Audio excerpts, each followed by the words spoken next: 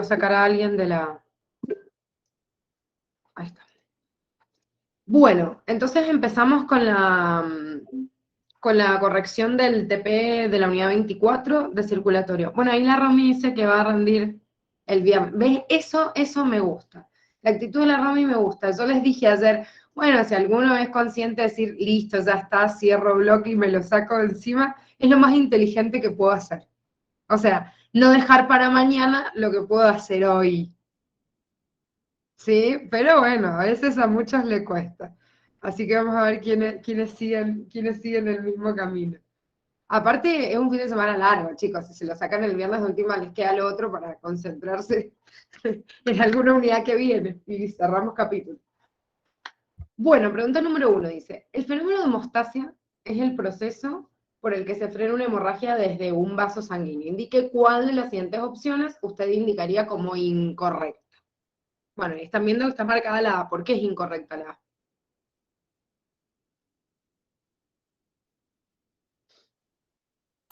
Porque es el segundo paso. ¿Cómo? Que no sería el primer paso. ¿Cuál es el primer paso? La vasoconstricción. Y después de la Es vasoconstricción, ¿qué pasa con las plaquetas?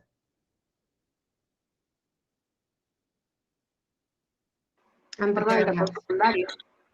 ¿Cómo? Que forman el primer tapón, pero que es temporal. Sí, eso sí. O sea, que justamente lo que tienen ahí como agregación plaquetaria. Pero antes de la agregación plaquetaria, ¿qué pasa?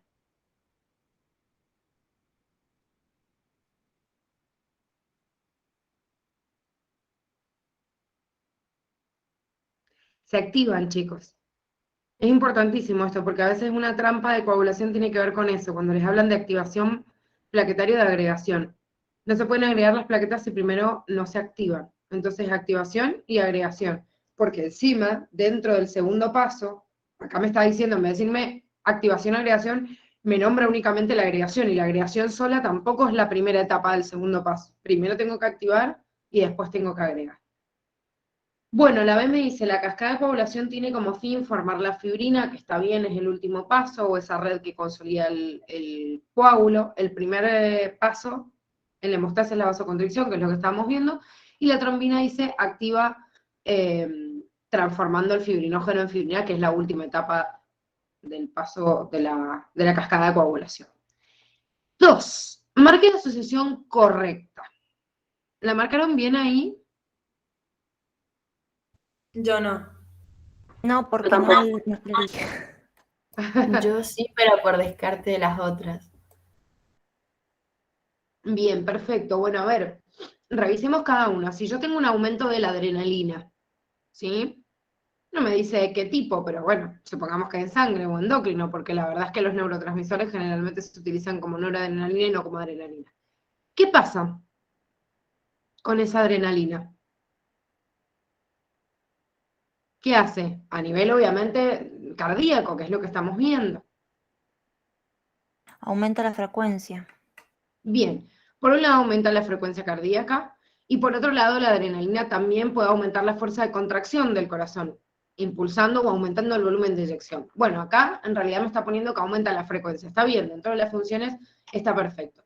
Esa sucesión de que aumenta la frecuencia después me pone aumenta el gasto cardíaco. ¿Está bien? Si yo aumento la frecuencia, ¿aumenta el gasto cardíaco? Sí. Bien. ¿Y eso disminuye la presión? No. No, la La aumenta. aumenta. Perfecto. Entonces esto es lo que está mal de esta opción. Después, la vasopresina. ¿Qué pasa si baja la vasopresina?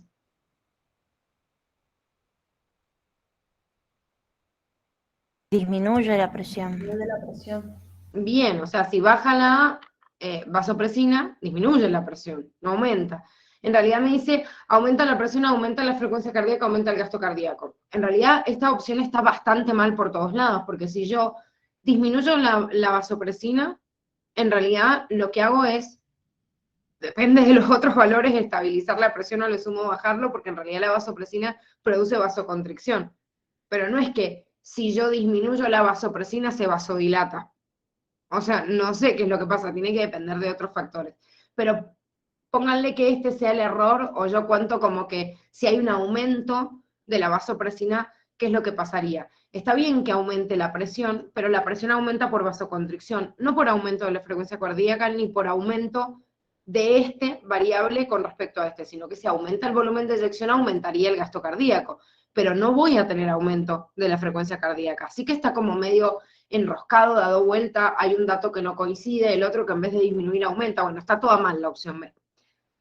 La C, que era la correcta, me dice que la disminución del FAN aumenta el gasto cardíaco, aumenta la presión o aumenta la frecuencia cardíaca. Ahora, ¿el FAN qué hacía? Disminuye la presión, es un vasodilatador. El FAN es uno de los factores que más controla la disminución de la presión. Obviamente los otros parámetros o los otros valores, hay un montón de factores que pueden aumentar el gasto cardíaco, pueden aumentar la frecuencia y por ende aumentar la presión.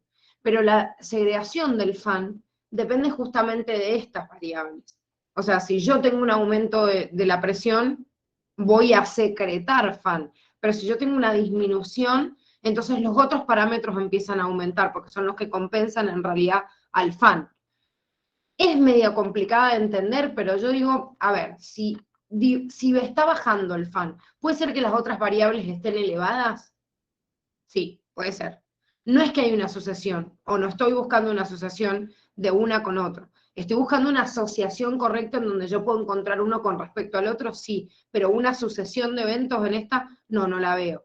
Pero a ver, veamos la otra opción, porque siempre les decimos, lean bien cada opción, porque puede ser que algunas las tengan que sacar como descarte. Como alguno dijo recién, la saco por descarte, y sí, a veces pasa eso.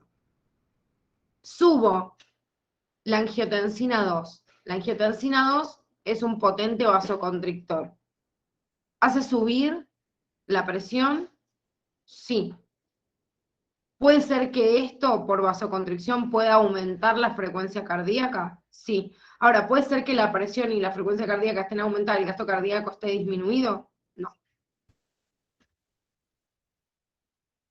No puede ser. Porque si yo aumento la frecuencia cardíaca, no va a bajar tanto el volumen de eyección para que el gasto cardíaco descienda. Y encima, si hay un aumento de la angiotensina 2, lo primero que va a producir es aumento del volumen de eyección. O sea, que va a impactar, de última, para compensar al gasto cardíaco, debería bajar la frecuencia cardíaca, no subir, dependiendo del evento. Fíjense que me están poniendo eventos así como aislados. Yo tengo que ver a ver si hay una asociación correcta o no. Esto desencaja con las otras opciones. ¿Sí? Entonces la única que por descarte puedo decir, a ver, puede haber una asociación entre que todos estos parámetros estén de esta manera equiparados, la única correcta puede ser la C. ¿Se entiende? Sí, sí. Yo hice una pregunta. ¿La serotonina acá en el sistema circulatorio solamente es vasoconstrictora? Porque cuando la vimos en el sistema nervioso es como que cumplía como otras funciones, ¿puede ser? Claro, sí, lo que pasa es que el sistema nervioso cumple una función como neurotransmisor. Acá la estás viendo en el efecto en el sistema circulatorio.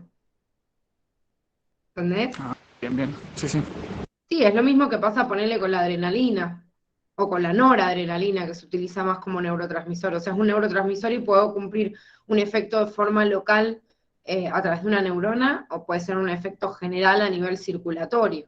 Bueno, muchos neurotransmisores terminan sirviendo también como hormonas, y por eso muchas se clasifican también como neurohormonas. Pero sí, acá la serotonina es un vasoconstrictor. Y no lo secreta nada más el sistema nervioso como neurotransmisor, o sea, lo secretan también otras sustancias, de hecho las plaquetas también almacenan serotonina. Bueno, 3 dice, existe una diversidad de sistemas circulatorios en las distintas especies de animales. Podríamos afirmar que, o sea que acá tengo que buscar la que es correcta. La primera me dice que la lombriz de tierra presenta varios pares de corazones, de hecho son 5, que impulsan la sangre a un vaso central, y los vasos poseen válvulas para que la sangre no retroceda. ¿Sí?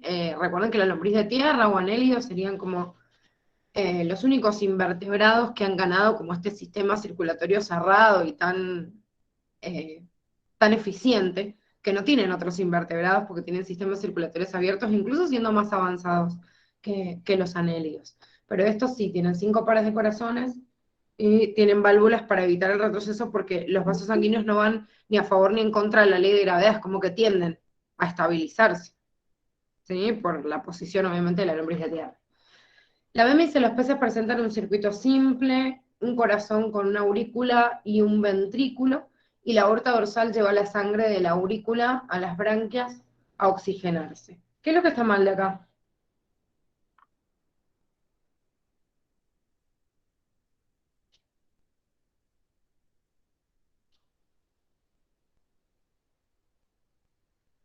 Si está llevando sangre a oxigenarse, no es o sea, no es una arteria, sino que debería ser una vena.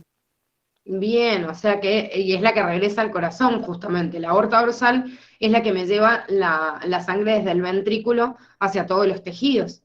Recuerden que siempre lo que sale del corazón, o sea, lo que va a salir del corazón es una arteria. Entonces, la sangre, digamos, que va a ir a oxigenarse a las branquias, primero recorrió todo el cuerpo y después se va a las branquias, porque no hay un doble circuito, en el pez hay uno solo. Entonces, ¿qué voy a hacer yo? Y lo más lógico es que si salgo del corazón a través de una arteria, ¿sí? Que es la aorta justamente, salgo, reparto oxígeno a todos los tejidos y después cuando me voy quedando sin oxígeno, regreso por las branquias antes de volver al corazón. O sea, ¿para qué me voy a ir a oxigenar primero si acabo de salir del corazón? No tiene sentido. Aparte va a perder un montón de presión en las branquias, la sangre, cuando yo necesito ir con la máxima presión cuando salgo del corazón para ir a los tejidos. Después mis esponjas, moluscos y artrópodos poseen un sistema circulatorio abierto. Moluscos y artrópodos sí, recuerden que las esponjas no tienen sistema circulatorio, así que eso es lo que está mal. Y después los anfibios y reptiles poseen 2 aurículas y un solo ventrículo, y dice la sangre se mezcla. Por ende, la que se dirige a los pulmones y al cuerpo presenta la misma composición de oxígeno y dióxido de carbono. Esto es lo que está mal, si bien es verdad que hay 2 aurículas y un solo ventrículo.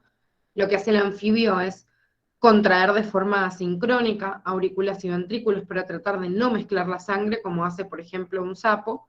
Y por otro lado, el reptil tiene un pequeño tabique que se llama septum, o sea, como medio tabique, en el ventrículo que tiende a la misma reverberación o remolino de sangre cuando rebota, tiende a no mezclarse. ¿Sí? Hasta que logró tabicarse perfectamente como en un cocodrilo o en algunos lagartos, pero antes de eso tratan de, o con el tiempo, o con la misma reverberación desde el tabique, tratar de evitar el intercambio. Y hay una sangre también oxigenada y desoxigenada, no tan perfectamente dividida como en el mamífero o en el ave, pero existe igual. Bueno, me acabo de dar cuenta lo tarde que es. Vamos a tener que ir más rapidito. 4. Marque lo correcto con respecto a la presión sanguínea. La primera dice, ¿depende del gasto cardíaco exclusivamente? No. Ya sabemos que depende obviamente también de la resistencia periférica total. ¿La presión arterial media es igual a la diferencia de la presión sistólica menos la diastólica? No, ya vimos que es un promedio de 2 veces la diastólica más la sistólica dividido 3. Después la SEM dice, la PAM es considerada como la presión de perfusión de los órganos. Sí, les dije que se estudiaran bien ese concepto, sí, ese es el concepto de la PAM. Las pequeñas variaciones en la viscosidad sanguínea modifican considerablemente los valores de presión. No, las pequeñas variaciones del radio de última pueden modificar considerablemente la resistencia, pero la viscosidad no, porque la viscosidad no está elevada a la cuarta como el radio. Entonces pequeñas variaciones tratan de ser compensadas y no afectan tanto en la presión sanguínea. Todas las siguientes características respecto del corazón humano son correctas, excepto. ¿Por qué está mal la D?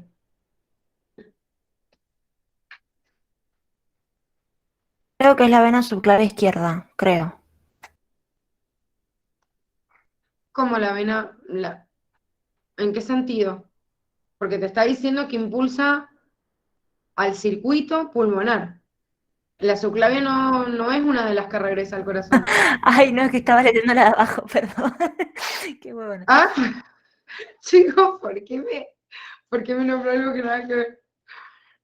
Bueno, dice el ventrículo izquierdo impulsa sangre oxigenada hacia el circuito pulmonar. ¿No expulsaba a los capilares sistemáticos? ¿No? Exactamente, el sistémico. circuito sistémico. O sea, si yo quiero arreglar esto, lo Eso. más fácil, eso sería el circuito sistémico mayor. Porque si no tengo que dar vuelta a todo, porque al circuito pulmonar va la sangre desoxigenada y aparte va al ventrículo derecho. O sea que si acá pongo sistémico, corregiríamos esa opción. El sistema linfático es un sistema paralelo a la circulación sanguínea que transporta la linfa por el cuerpo. ¿Qué es incorrecto afirmar? Ahora sí que la Cami estaba contestando en esa la D, dice, el fluido intersticial se vierte en la circulación venosa por medio del conducto torácico derecho y de ahí a la vena subclavia derecha. Para mí es a la izquierda. ¿Cómo se llamaban los conductos? ¿Se acuerdan? ¿Qué dijimos?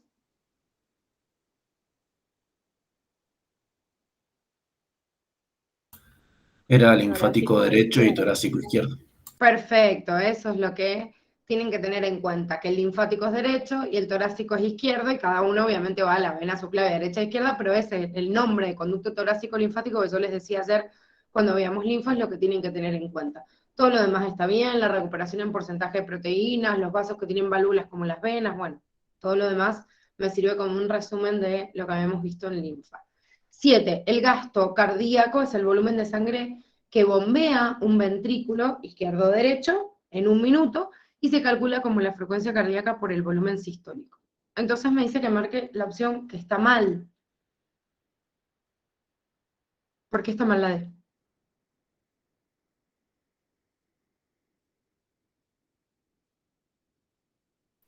La presión de los dos sistemas es diferente. Creo que la sistémica era 5 veces mayor que la pulmonar. Bien, eso es muy importante porque cuando yo hablo de la presión con la cual se mueve la sangre a través del lecho arterial, uno dice la sangre sale del corazón con una presión de 100 milímetros de mercurio, lo toma como referencia, como parámetro, como promedio, pero en realidad esta es la presión del circuito sistémico. Como les dice el texto, en el ventrículo derecho hay 5 veces menos de presión, eso quiere decir que al sistema pulmonar salgo más o menos con unos 20 milímetros de mercurio, la presión que tiene, no sé, el sistema linfático, ¿sí? Esa es la presión con la cual salgo el circuito pulmonar. ¿Por qué? Y bueno, es obvio, porque el recorrido que tengo que hacer es mucho más chico. Entonces, ¿para qué mierda voy a bombear con tantas fuerzas del corazón para andar sometiendo a tanta presión a los vasos sanguíneos si en realidad no la necesito? ¿Sí? Entonces, yo saco un promedio y cuando hablo de la presión de la PAM, la presión arterial media, siempre sepan que es un promedio entre la sistólica y la diastólica, pero en realidad en cada lugar del cuerpo que yo me meta voy a encontrar una presión distinta. Porque justamente va a depender del radio que hay por el tubito que me estoy metiendo, si hay una placa de ateroma o no, si ese vaso está contraído o está dilatado, si, bueno, todo. Lo mismo pasa con la fuerza que lo expulsa, que en este caso va a ser la bomba impulsora que es el corazón. Depende de la fuerza con la que salga, va a tener una presión o la otra. Gise, perdón, yo tengo una Sí. duda. ¿Por qué ahí el gasto cardíaco debería ser igual? O sea, porque yo tengo anotado que como los circuitos pulmonar y sistémico están en serie, el gasto de ambos ventrículos debe ser el mismo. Pero mi primer razonamiento hubiese sido que la D también hubiese sido correcta. Entonces como que no termina de cerrarme. ¿Me lo puedes volver a explicar, por fin? ¿Cómo?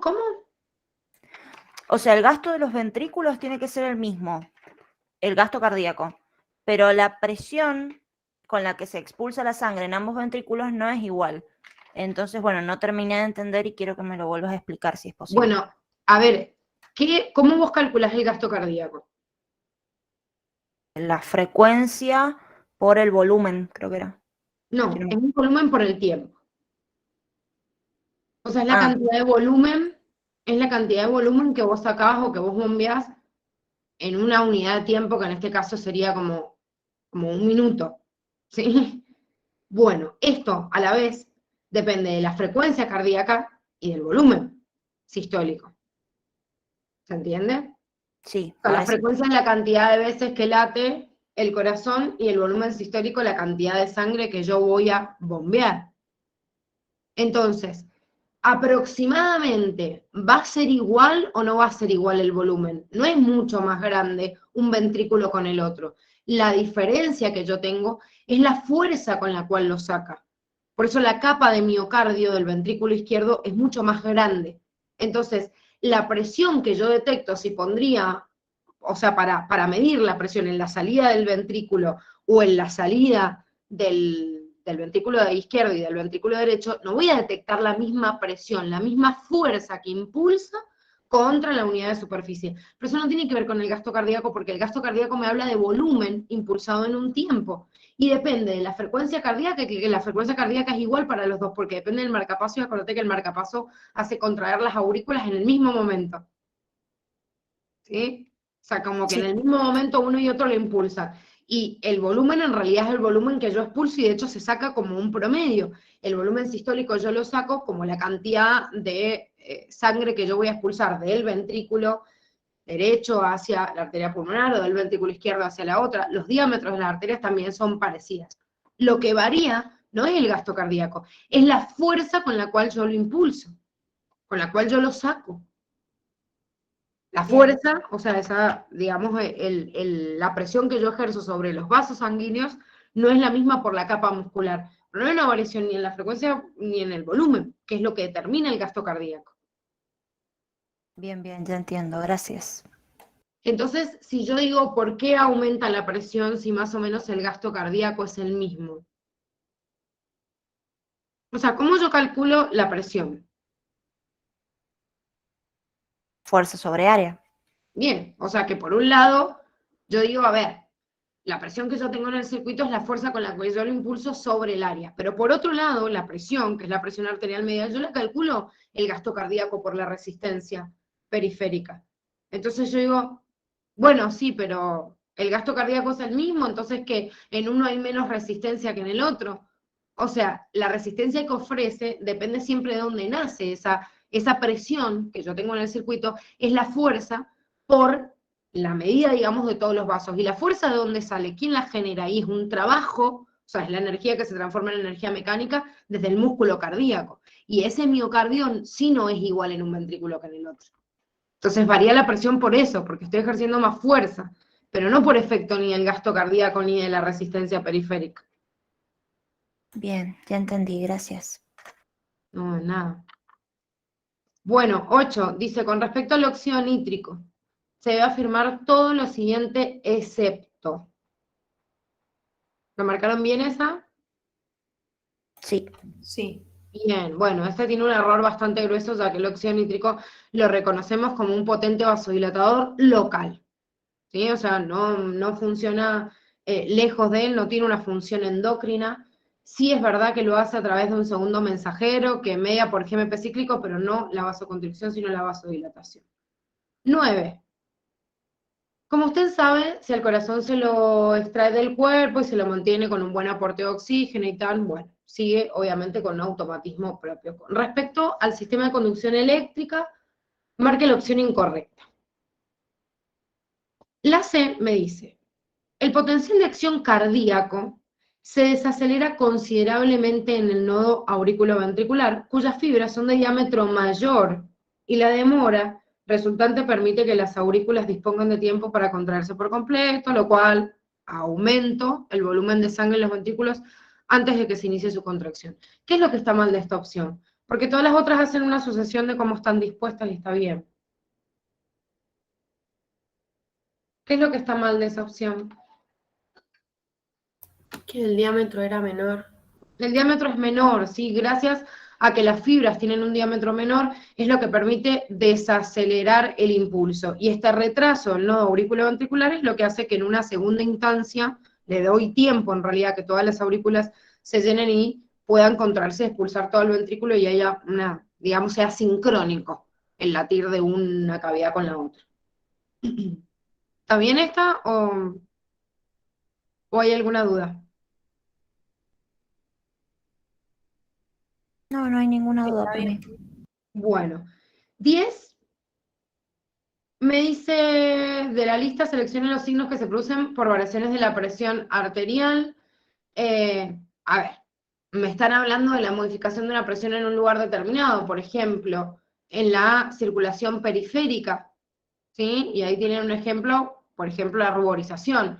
Dice, palidecer de miedo, ¿tiene que ver con la presión? Y sí, estoy reduciendo en realidad la presión arterial a los vasos que están llegando y la perfusión a ese tejido. O palidecer de frío, lo mismo, se produce justamente una vasoconstricción periférica. Enrojecimiento de la piel por calor, o sea, todas tienen que ver con una modificación de la presión arterial. ¿Y por qué tienen estos ejemplos puntuales? Para que ustedes se den cuenta que así como hemos visto estos dos, ¿sí?, en la regulación de la temperatura, existen otros fenómenos, controlados incluso por el sistema límbico, como emociones, como el miedo, la vergüenza, que tienen que ver con mandar más o mandar menos cantidad de sangre a un lugar o al otro. Y no siempre tiene que ser igual.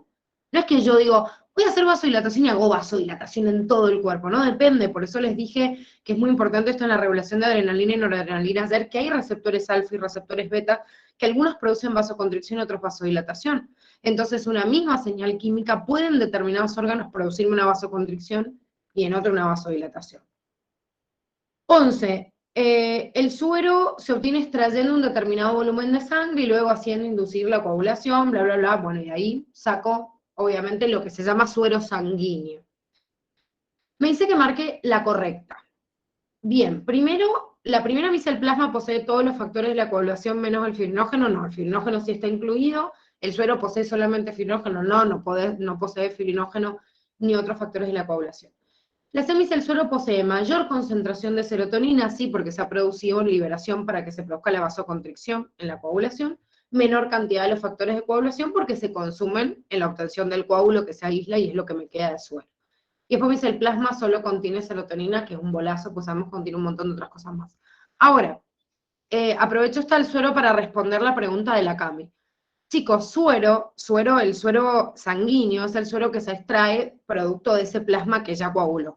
Ahora, yo le digo, nombro con la palabra suero a cualquier preparado artificial que se suministre al cuerpo, se inyecte endovenoso, con una concentración isotónica con el plasma. Entonces, depende de lo que yo le quiero meter a la persona, siempre tengo que preparar un medio isotónico. ¿Eso qué quiere decir? Yo le quiero poner a una persona, no sé, anticuerpos, ¿sí?, contra determinada patología porque es un inmunodeficiente. Bueno, le conecto una vía, que significa le pongo un suero, y ese suero tiene una concentración de cloruro de sodio, de glucosa, de lo que fuera, isotónico, y en ese mismo administro a los anticuerpos. O tengo una persona que está en un quirófano, entra a cirugía y yo le tengo que meter antibiótico, le tengo que meter calmante, le tengo que meter anestésico, no le voy a andar pinchando todos los vasos. Entonces, le meto una vía con un suero, que es un preparado isotónico, para que todo lo que yo tenga que meter lo meta por el mismo lugar y no tenga que estarlo pinchando. Como es un suero isotónico, es como si yo estuviera tomando un líquido que no me va a modificar la tonicidad del cuerpo. Entonces después lo voy a terminar liberando por orina, ¿sí? A eso se le llama suero. No solo el suero fisiológico no es solo el que nosotros vimos en permeabilidad de cloruro de sodio al 9 por mil, hay algunos que se preparan con fructosa, otros con glucosa, o sea, con más concentración de uno u otro, y hay muchísimos preparados de suero dependiendo de lo que yo necesito para esa persona, ¿sí? Pero es un preparado artificial. Yo no administro el suero de una persona a la otra, no tendría sentido. Porque el suero es agua con disolución de iones o cosas que lo puedo preparar artificialmente. ¿Para qué voy a gastar la sangre de una persona, lo voy a sacar para filtrarlo desde ahí, si es algo que yo puedo preparar en la casa? ¿Se entiende? Sí, se entiende, En la gracias. casa no, en el laboratorio, porque veo la casa está muy complicado. Bueno, 12. Sobre las capas del corazón, marque la opción correcta. Y acá, la primera me dice la capa media del corazón, el miocardio, ¿tiene el mismo espesor en las 4 cavidades cardíacas? No, sabemos que el ventrículo izquierdo tiene una capa mucho más gruesa, después el ventrículo derecho y las aurículas más finitas. El endocardio es la capa del corazón que se encuentra en contacto con el líquido pericárdico. No, si el endocardio es el que está dentro, es el que está en contacto con la sangre. El miocardio es músculo liso, no es músculo cardíaco, o sea que la única que está bien es la que dice el pericardio visceral, corresponde al epicardio, que esto está perfecto porque el epicardio es como la última capa, pero se continúa con la capa más interna del pericardio, que es el visceral. Después viene el líquido pericárdico y la capa de pericardio externa o extrínseca, que es la que lo aísla de los órganos torácicos. Bien, ahora, ¿pudieron hacer los ejercicios prácticos? Ya sé que estamos fuera de hora, pero quiero ver si hay alguna duda, igual les voy a mandar ahora las respuestas, pero ¿pudieron hacer esos 3 ejercicios? Sí. Sí, sí. ¿Sí? ¿Y hubo alguna duda? No, pero igual mandar las respuestas, así lo podemos revisar. Sí, no, ahora les mando las 3 que habían quedado, porque les había mandado hasta el 4 ayer. sea, mando 5, 6, 7 ahora para que lo puedan corregir. Cualquier duda, obviamente, me avisan. Nosotros ya mañana empezamos con digestivo, pero si quedó alguna duda de esto, obviamente la vemos, o sea, porque hemos terminado así como medio a las apuradas, así que no se preocupen que antes de arrancar con digestivo les doy un ratito y vemos eso. Total, tenemos que ver nutrición mañana, así que yo creo Gise, que perdón, con tiempo, ¿sí? ahí pregunté en el chat, no sé si lo pudiste leer. Ah, ¿El no, óxido perdón. nítrico inhibe la agregación plaquetaria? No, y encima ni lo veo en el chat. ¿El óxido nítrico qué? ¿Inhibe? Claro, por la de la pregunta de recién, o sea, ¿sería cierto decir que el óxido nítrico inhibe la agregación plaquetaria? No, sería cierto decir que el óxido nítrico vasodilata y va como en contra de la vasoconstricción que fomenta a la, o sea, no es que directamente lo va a inhibir, pero sí va a vasodilatar y te va a dificultar el proceso. Entonces, si en ese sentido decís que lo va a inhibir, no lo inhibe, no es que hace algo para inhibirlo, pero lo va a dificultar porque siempre el óxido nítrico localmente te va a vasodilatar. Ah, bien, porque había marcado esa opción en la pregunta 8, porque no la sabía, y Para pensé que que... no... Ah, es que no leímos todas, para. Una vez liberado, difunde inhibiendo la agregación y además viaja hacia... Claro, no inhibe porque no tiene un mecanismo de inhibición. No es que digo, libero óxido nítrico y va a ir en contra de la agregación de las plaquetas. No, el óxido nítrico va a vasodilatar. Entonces, las plaquetas se van a seguir agregando porque van a seguir secretando entre ellos, pero para agregar las plaquetas es como propicio decir en el lugar necesito, digamos, que haya una vasoconstricción. Entonces yo digo, bueno, ¿tiene un mecanismo directo para inhibirlo? No, pero lo dificulta y sí. Si yo te tengo que medir de ahí, como siempre, especulamos de decir, bueno, ¿y cuál es la que está más mal de todas? O sea, no tiene un mecanismo directo para inhibir, pero bajo ningún punto de vista te va a poder producir vasoconstricción, o sea, es totalmente opuesto. Entonces digo, bueno, es mucho más incorrecta. Y marcaría eso por eso, pero un mecanismo específico para inhibir no lo tiene. O sea, está bien que lo hayas marcado porque te pareció como dudoso, pero la otra no le Claro, dice nada yo raro. había leído casi todas mal, porque, por ejemplo, la A dice células endoteliales de arterias y venas, y tenía entendido que era sistema coronario. Sí, pero no te dice También, de pero... cuáles. No son nada más las del sistema coronario. Esa es la función del corazón. En donde haya óxido nítrico sintetasa a partir de la arginina se puede sintetizar. El óxido nítrico es una secreción del sistema, o sea, del corazón como sistema coronario, pero no es que sean las únicas células que pueden producir óxido nítrico, ¿eh? ¿Se Ah, entiende? bien, bien. Sí, O sea, en ese sistema es donde te produce ese efecto porque es una secreción del corazón. Pero no hay otras, no todas las arterias y todas las venas, pero hay otras arterias y venas que también pueden producir la liberación de la célula endotelial si tienen la óxido nítrico sintetasa y lo fabrican a través de la angiolina, que es un aminoácido. Entonces se encuentra. De hecho, también se produce óxido nítrico en las células nerviosas y lo vimos. Y vasodilata, pero en realidad se secreta en ese punto para fomentar otras cosas como neuromodulador. ¿Se acuerdan que estaban en el cuadrito de neurotransmisores? Sí. Entonces, no es que sean las únicas. También se puede relacionar, Gise, lo de la agregación plaquetaria con lo que decía en la parte de prostaglandinas en endocrino, que la vasodilatación inhibía la agregación plaquetaria por prostaglandinas y el óxido nítrico Claro, produce vasodilatación. exactamente, por eso es lo que le decía recién al Fran, no es un mecanismo directo, no es que el óxido nítrico le dice a las plaquetas, che, paren, desagréguense, pero de alguna manera, al producir la vasodilatación, estoy impidiendo el medio para que las plaquetas se agreguen, porque para que las plaquetas se agreguen necesito que estén conjuntas en un lugar y eso es fomentado por la vasoconstricción. Entonces es como decirles, lo está inhibiendo de una forma indirecta. Y esa es lo que está citando justamente Lucas, tiene que ver con esto, con que te está hablando de uno de los fundamentos de por qué me puede dificultar. Si yo estoy bombeando óxido nítrico, y sí, va a ser difícil que se agreguen las plaquetas, porque estoy fomentando la vasodilatación. Pero sí, obviamente lo puedes relacionar. No me acuerdo en qué página estaba, pero no sé si lo tenés ahí a mano. Si no, bueno, lo buscamos para que lo hagan la relación todo, Creo que es la última del sistema endocrino, pero no me acuerdo muy bien. en donde están todas las sustancias, el cuadrito. No, en el cuadernillo del sistema endocrino, la última parte de prostaglandina. Va, no sé, yo tenía esa parte con el No, año sí, lo pasado. que No sé si pasa. este año estará igual. No, me parece que hay una partecita de otros tejidos endocrinos después de prostaglandina, pero puede ser en el apunte.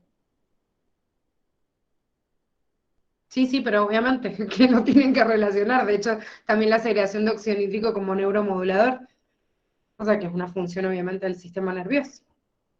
Bueno, ya les robé todo el recreo, me van a recagar a pedo, así que los voy a abandonar y mañana vemos igual si hay alguna duda, no se preocupen. O sea, antes de empezar con digestivo, nos conectamos al Meet y lo